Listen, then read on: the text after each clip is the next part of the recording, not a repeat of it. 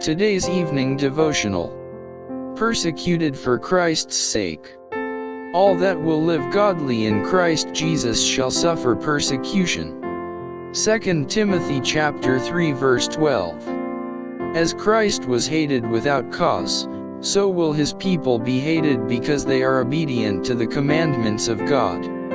If he who was pure, holy, and undefiled, who did good and only good in our world, was treated as a base criminal and condemned to death, his disciples must expect but similar treatment, however faultless may be their life and blameless their character.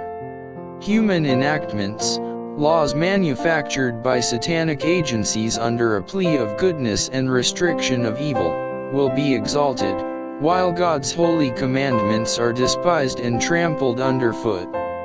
And all who prove their loyalty by obedience to the law of Jehovah must be prepared to be arrested, to be brought before councils that have not for their standard the high and holy law of God. Those who live during the last days of this earth's history will know what it means to be persecuted for the truth's sake. In the courts injustice will prevail. The judges will refuse to listen to the reasons of those who are loyal to the commandments of God, because they know that arguments in favor of the fourth commandment are unanswerable. They will say, "We have a law, and by our law he ought to die." God's law is nothing to them. Our law with them is supreme.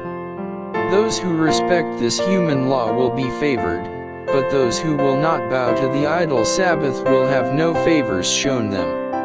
In summer there is no noticeable difference between evergreens and other trees, but when the blasts of winter come, the evergreens remain unchanged, while other trees are stripped of their foliage.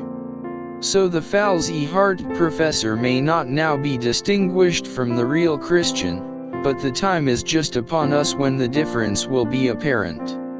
Let opposition arise, let bigotry and intolerance again bear sway, let persecution be kindled, and the half-hearted and hypocritical will waver and yield the faith, but the true Christian will stand firm as a rock, his faith stronger, his hope brighter, than in days of prosperity.